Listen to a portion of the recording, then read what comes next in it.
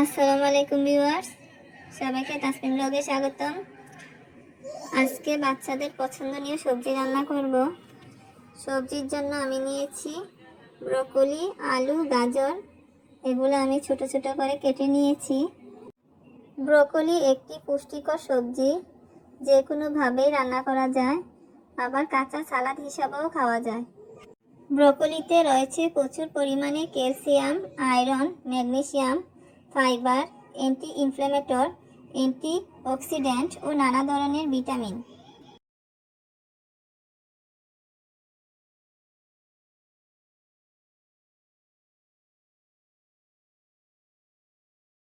সবজির জন্য ফ্রাই প্যানে তেল গরম করে দিয়ে দিব পেঁয়াজ কুচি। অনেক বাচ্চারা সবজি খেতে চায় না, তবে কালারফুল সবজি বাচ্চারা পছন্দ করে।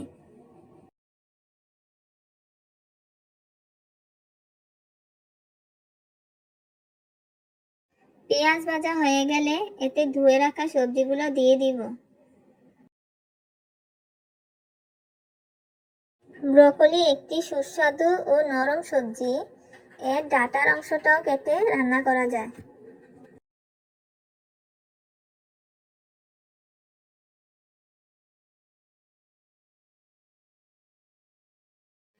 মিডিয়াম আঁচে সবজিগুলো 2 মিনিট ভেজে নিয়ে এতে পরিমাণ মতো লবণ দিয়ে দিব।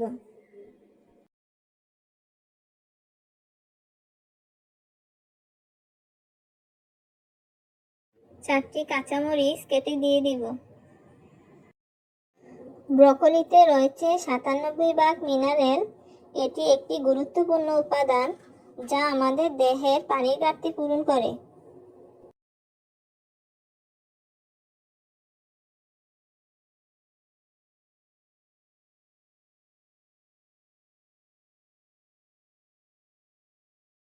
সিদ্ধ হওয়ার জন্য 5 মিনিট ঢাকনা দিয়ে রান্না করব।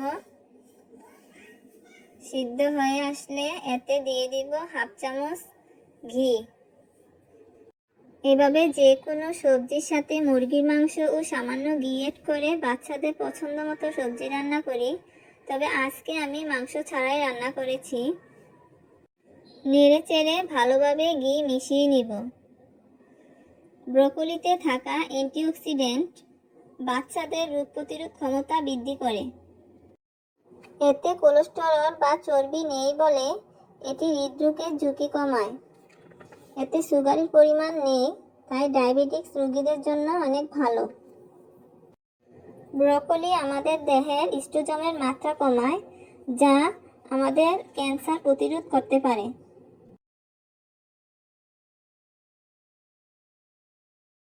এই সবজিগুলো বেশি তাপে রান্না করা যাবে না, তাই আমি চুলার আঁচ কমিয়ে রেখে রান্না করছি।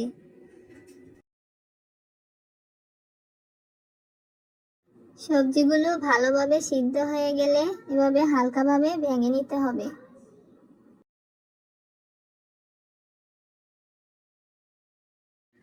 ব্রকলিতে থাকা ভিটামিন সি ত্বক গুঁড়িয়ে যাওয়ার হাত থেকে রক্ষা করে।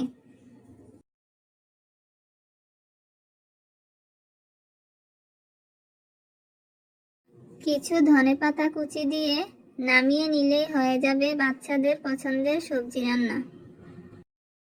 যে কোনো বয়সের মানুষ এবং গর্ভবতী মহিলারাও ব্রকলি খেতে পারবে।